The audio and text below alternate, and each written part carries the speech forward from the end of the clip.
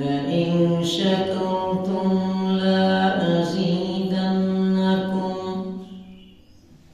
ولئن كفرتم إن عذابي لشديد.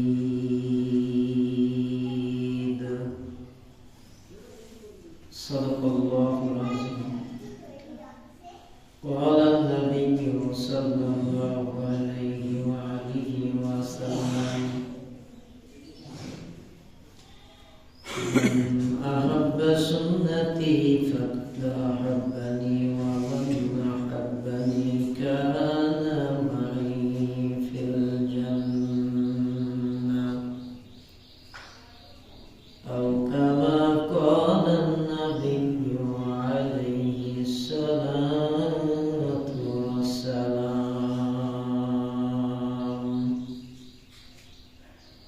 إن الله وملائكته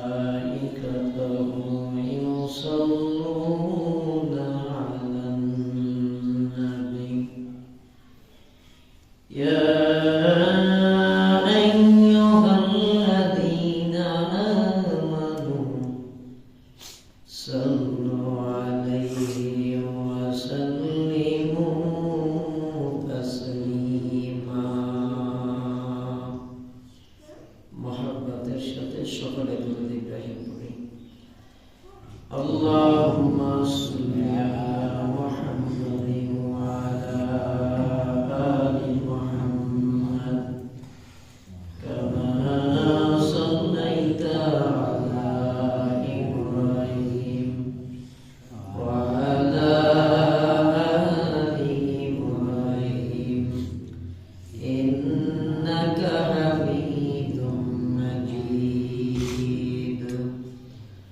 আল্লাহুম্মা বারিক আলা মুহাম্মাদ ওয়া আলা আলি মুহাম্মাদ কামা বারাকতা আলা ইব্রাহিম ওয়া আলা আলি ইব্রাহিম ইন্নাকা হামিদুম মাজিদ। মোহাব্বত দিয়ে একটু আওয়াজ দিয়ে একটু জোরে সোরে জবান করে সকলে করি। আল্লাহুম্মা সাল্লি আলা মুহাম্মাদ ওয়া আলা আলি মুহাম্মাদ কামা সাল্লাইতা আলা ইব্রাহিম ওয়া আলা আলি ইব্রাহিম ইন্নাকা হামিদুম মাজিদ।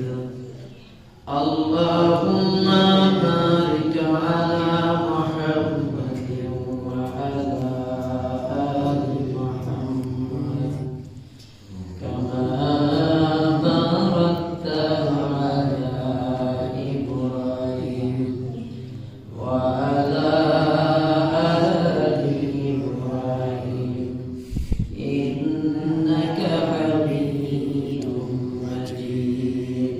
লা ইলাহা ইল্লাল্লাহ লা ইলাহা ইল্লাল্লাহ লা ইলাহা ইল্লাল্লাহ লা ইলাহা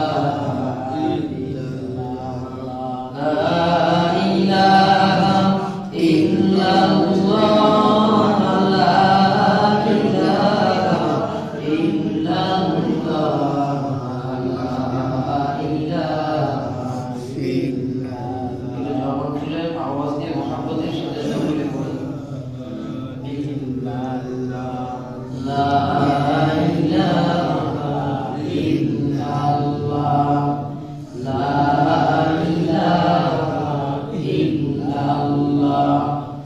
লা ইলাহা ইল্লাল্লাহ লা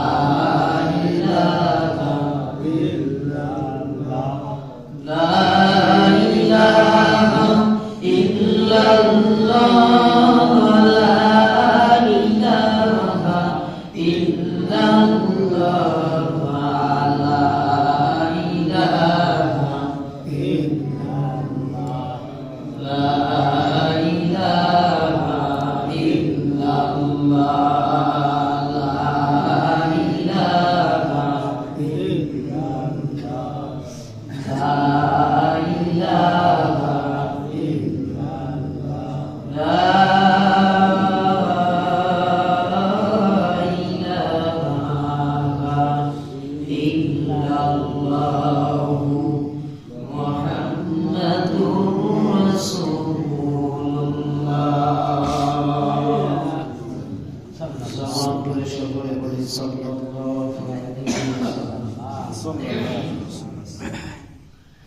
আল্লাহ রাব্বুল আলামিনের দরবারে অগণিত শুকরিয়া ও সুযোগ আদায় করতেছি যে মহান রব্বুল আলামিন গত জুমা থেকে আজকের জুমা পর্যন্ত এর মাঝখানে অনেক বড় সময়, অত্যন্ত লম্বা সময়ের মধ্যে লক্ষ লক্ষ কোটি কোটি মানুষের মধ্যে থেকে আল্লাহ তাআলা ওকে আল্লাহর ডাকে সাড়া দিয়েছেন। কথা ঠিক কি না? মহান মালিকের এত বড় নিয়ামত ও দৌলত আল্লাহ তাআলা আমাদেরকে এখনো জীবিত রেখেছেন। আমরা জুমার নামাজে আসতে পেরেছি, বসতে পেরেছি, জামাতের সাথে নামাজ পড়ার সুযোগ তৌফিক পেয়েছি। মহান রবের দরবারে একটু শুকরিয়া আদায় করা যাবে না ইনশাআল্লাহ? অন্তর থেকে সকলে জবান খুলে বলি আলহামদুলিল্লাহ। দরুদ ও সালাম পাঠ করছি সেই মহান মানবের প্রতি যিনি হলেন সাইয়্যিদুল মুরসালিন, আশরাফুল আম্বিয়া, খাতামুন নবিয়্যিন, নবীদের সরদার, আকাইদার নাম তাজদার মদিনা, বিশ্ব নবী, শেষ নবী জনাবে মুহাম্মদুর রাসূলুল্লাহ সাল্লাল্লাহু আলাইহি ওয়াসাল্লাম। মুহাব্বতের সাথে নবীজির দরুদ পড়তে হয়, কারণ কিয়ামতের ময়দানে আল্লাহ রাসূল সাল্লাল্লাহু আলাইহি ওয়াসাল্লাম ছাড়া আপনার আমার নবী ব্যতীত অন্য কোন নবী সুপারিশ গ্রহণ করতে পারবে না। উম্মতের জন্য সুপারিশ করবেন একমাত্র তিনি কে? বিশ্ব নবী জনাবে মুহাম্মদুর রাসূলুল্লাহ সাল্লাল্লাহু আলাইহি ওয়াসাল্লাম। এমন কোন নবী নেই আল্লাহর দরবারে উম্মতের জন্য সুপারিশ করবে, কিন্তু আমার আপনার নবী এমন একজন নবী আল্লাহ তাআলা মুহাব্বতের ক্ষেত্রে আমার নবীকে আল্লাহ নিজেই ডাক দিয়ে বলবেন, হে আমার দোস্ত, আপনার কোন কোন উম্মতকে আপনি জান্নাতে নিতে চান, বেছে বেছে বাছাই করে আপনি জান্নাতে আপনার সাথে করে নিয়ে যান। বলি সুবহানাল্লাহ। তো এর জন্য দরকার হলো পৃথিবীতে আমরা এসেছি মানুষ হিসেবে। কুনতুম খায়রা উম্মাতি উখরিজাত লিন-নাস তা'মুরুনা বিল মা'রুফ ওয়া তানহাউনা আনিল মুনকার ওয়া তু'মিনুনা বিল্লাহ। জোরে বলি সুবহানাল্লাহ। আল্লাহ রাব্বুল আলামিন আমাকে আপনাকে সৃষ্টির শ্রেষ্ঠ জীব হিসেবে দুনিয়াতে পাঠিয়েছেন। কথা ঠিক কি না? আল্লাহ যত সৃষ্টি আছে সব সৃষ্টির মধ্যে শ্রেষ্ঠ সৃষ্টি হচ্ছে মানুষ। এর চাইতে আর কোন সৃষ্টি নেই। যেমন হযরত আব্বাস রাদিয়াল্লাহু তাআলা আনহু থেকে হাদিস বর্ণনা আল্লাহ রাসূল সাল্লাল্লাহু আলাইহি ওয়াসাল্লাম বলেন যে লাউহে মাহফুজ এবং আরশের বিবরণ, কলম ও নূরের বিবরণ দিতে গিয়ে, আল্লাহর কিতাবের বিবরণ দিতে গিয়ে যে আল্লাহ রাসূল সাল্লাল্লাহু আলাইহি ওয়াসাল্লাম বলেন আল্লাহ পাক রব্বুল আলামিন এই আরশটা সৃষ্টি করেছেন মুক্তা দ্বারা, সুভাষিত, সুন্দর, শুভ্র মুক্তা দ্বারা, এবং তার দুই পাশে ইয়াকুতের লাল পাথরের তৈরি। জোরে বলি সুবহানাল্লাহ। দেখেন নবী কেমন দামি, নবী কেমন দামি। আল্লাহ রাসূল সাল্লাল্লাহু আলাইহি ওয়াসাল্লাম বলেন ইয়াকুতের লাল পাথরের দ্বারা আল্লাহ তৈরি করেছেন, তার মধ্যে 360টি ক্ষণ আছে। কয়টা ক্ষণ? 360টি ক্ষণ আছে। এই 360টি ক্ষণের মধ্যে আল্লাহ পাক রব্বুল আলামিন রিজিক দেন, জীবিত রাখেন, সৃষ্টি করেন, মৌত দেন, সম্মানিত করেন, অপমানিত করেন।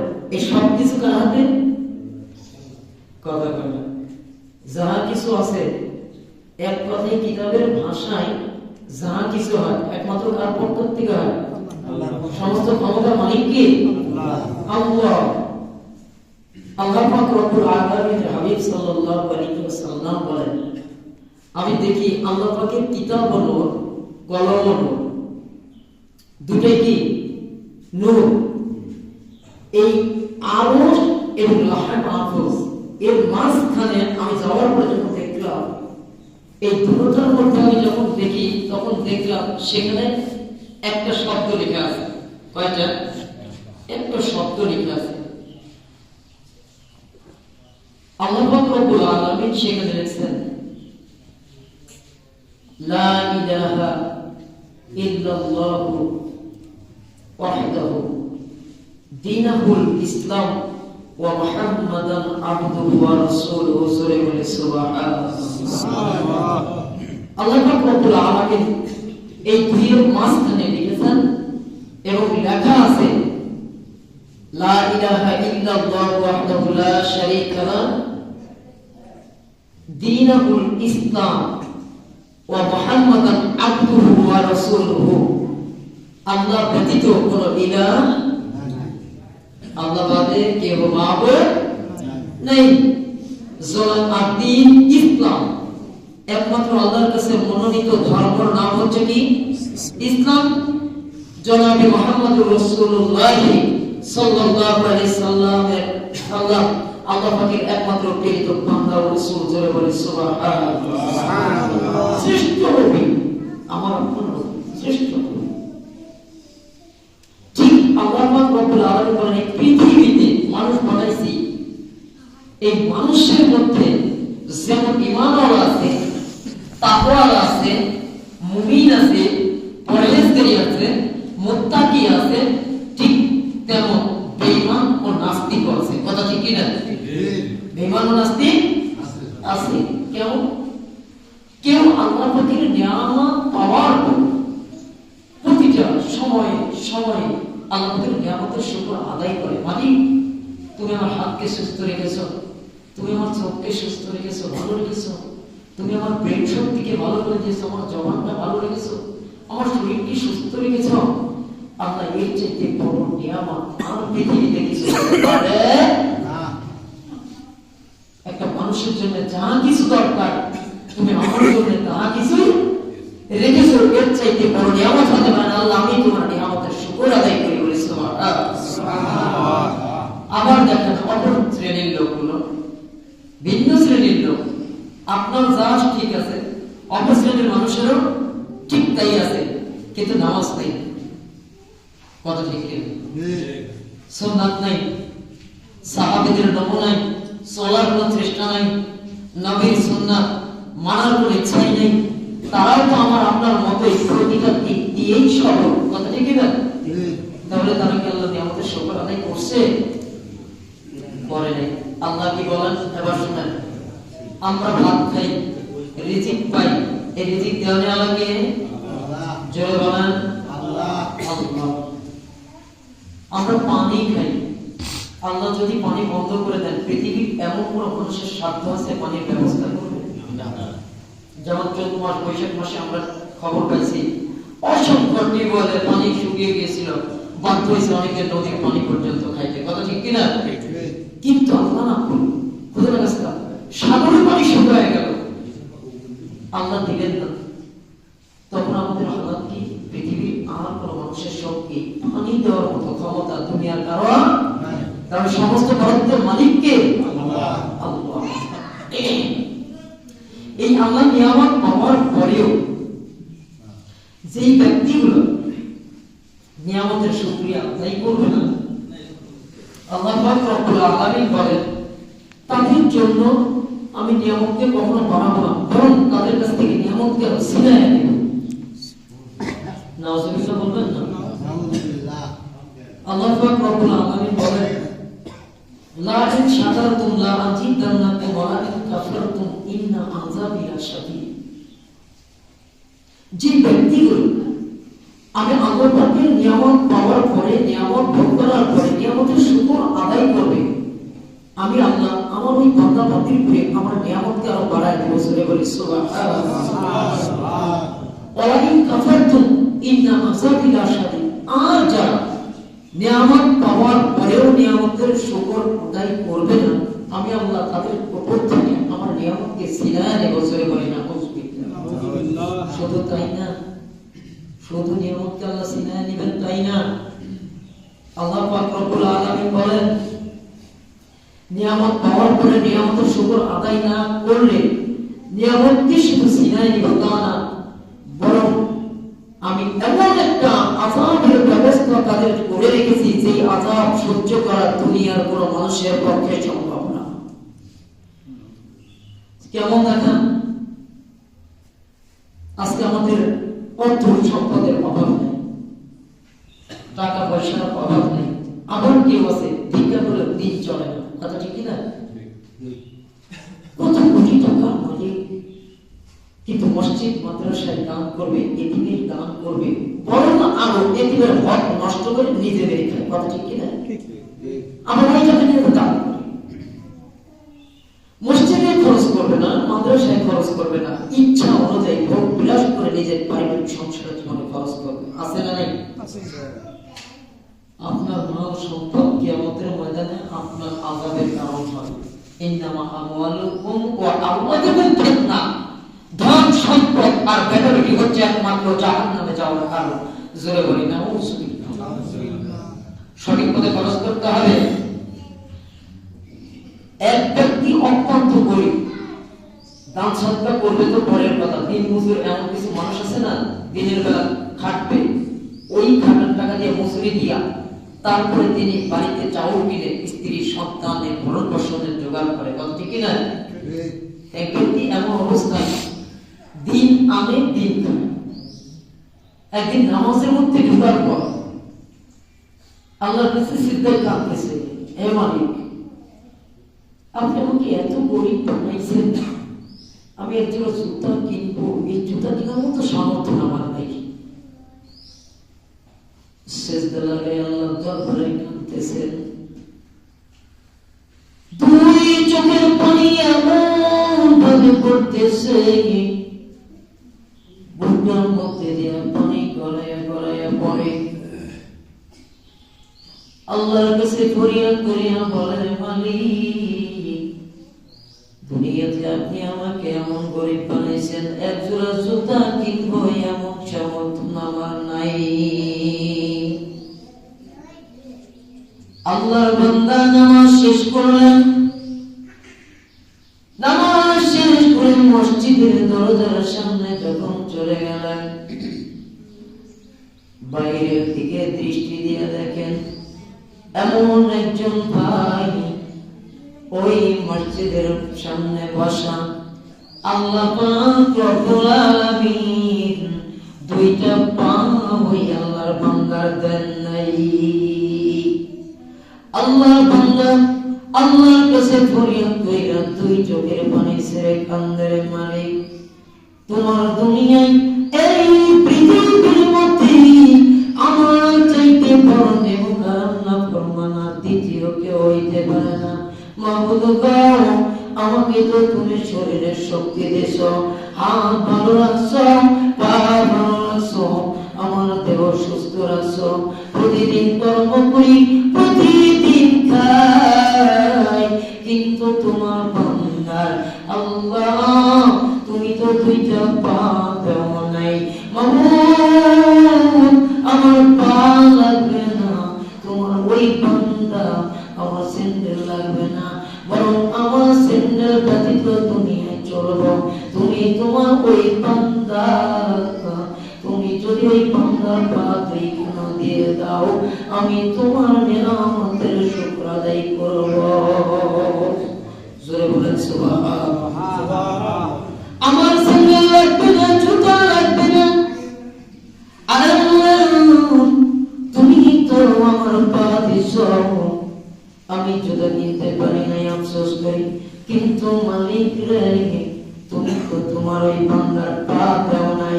আর যদি আমার পা না থাকতো এই দুনিয়ার মজুরি করা আমার সম্ভব হতো না। কথা ঠিক কিনা? এমন চিন্তা।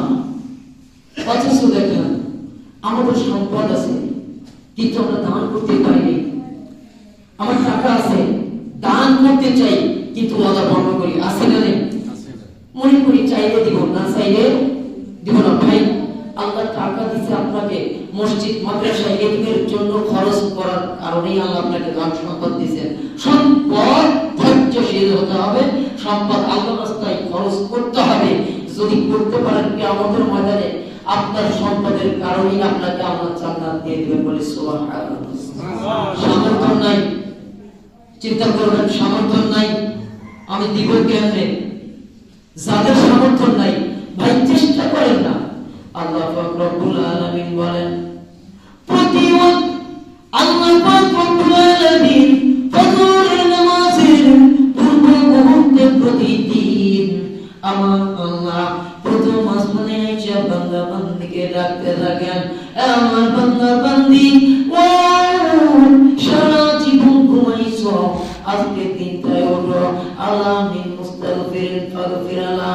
কোন মানুষের আমি আল্লাহর রহমত রাখবি, কোন মানুষ আমি আল্লাহর কাছে দোয়া করবি, আমি আল্লাহর কাছে ক্ষমা চাবি, আমি আল্লাহর কাছে ক্ষমা চাবি।